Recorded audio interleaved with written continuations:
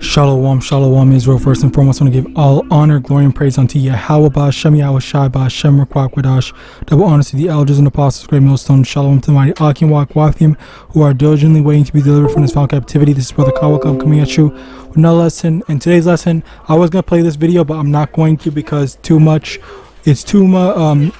Well, the video itself, the entirety of the video, it's better to just watch it as a whole because he goes into it better. But I just want to get into a few of the things that I kind of wanted to point out, which reminded me of a few scriptures, not multiple, but a few scriptures that I wanted to kind of give you the reality of how things were here in terms of the up and coming famine. I don't know why I'm hiccuping, but basically the up and coming famine, where number one, there have already been reports of freaking I don't know if it's food banks or farms or whatever that were just getting burnt down and stuff like that, as well as farmers losing their workforce because of the immigrant expulsion thing. All right, with the whole ICE stuff, where a bunch of immigrants are not working because they were the ones that were actually supplying these farms with their labor force. Now you have this, where now there's less farmers working because of this newfound issues and whatnot.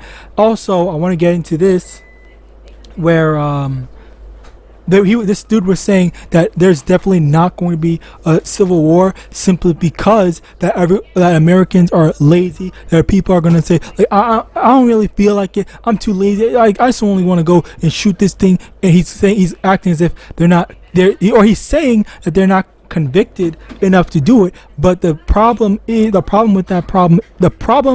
that line of thinking, that while that is true and that is understandable to a certain extent, that is going to go out the window as soon as the famines hit. Because with the famines, all right, because I don't think he's fully understands the entirety of everything altogether. Because with the famines, people are going to be forced to act. People are going to be forced to do certain things simply because they do not have the resources. All right. So now actually let's get this in 2nd Ezra chapter 15 verse 16. For there shall be sedition among men, and invading one another. They shall not regard their kings nor princes, and the course of their action shall stand in their power. Where again, they don't care anymore, and they're just going to say, okay, let's go do this. I'm going to go kill my neighbor because my neighbor has food and I want the food, and my kids need to be fed and X, Y, and Z and whatnot. All right, so this is why they are going to be people that are going to do these types of stuff. Not just because they're lazy or they just want to kill people, but because, well, they do want to kill people. All right, that's where you have ICE. But there's also the matter of people that are going to need to do it because they don't have food. Now, another thing to make note of is this 2 Kings chapter 6 verse 29. Let's get actually more context. In verse 27, verse 28, and the king said unto her, what aileth thee?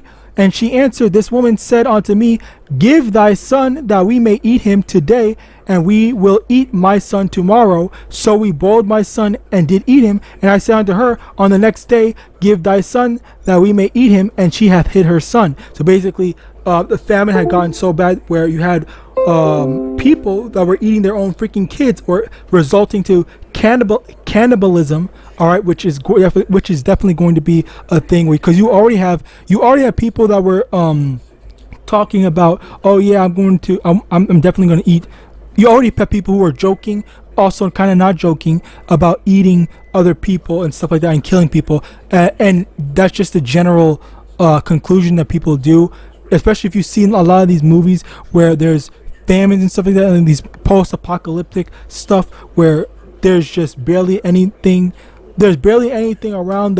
What they do is, okay, well, yeah, I'm gonna go and kill my neighbor, I'm gonna go kill someone X, Y, and Z, and go and eat them and whatnot. And in this example, you have this these two families where one had a son and then they killed and ate their son. They killed and ate their son. All right, and that was basically what is going to happen, where if they don't have people, if they don't have the stuff that they need, then okay, well, they're just going to go around killing people and stuff like that, where people are going to be a major commodity in that in those times, basically. All right, so continuing on, Sirach chapter 48 verse 2, he brought a sore famine upon them, and by his zeal he diminished their number. And that's going to be the thing where a lot of people are going to die, not just from wars and stuff like that, which we are going to be seeing World War III, but they're also going to die from many of these other prophecies, like the famine. The famine is going to take out a lot, and if I can remember it is in Second Ezra chapter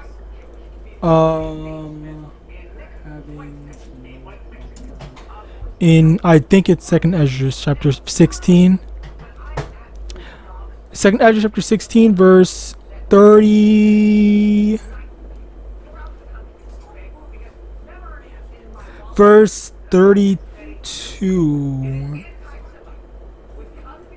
No, verse 33. The virgins shall mourn, having no bridegrooms. The women shall mourn, having no husbands. Their daughters shall mourn, having no helpers. In the wars shall their bridegrooms be destroyed, and their husbands shall perish of famine.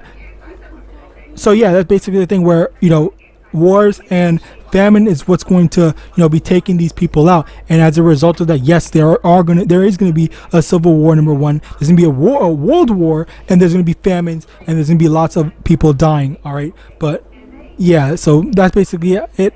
This is just a little addition I just wanted to add to this brother's lesson. I pray this lesson was edifying. I want to give all honor, glory, and praise unto YAHAWAH, YAHAWASHI, or Kwak Wadash, that belongs to the elders and apostles of the great millstone, Abad Ball, and Shalom.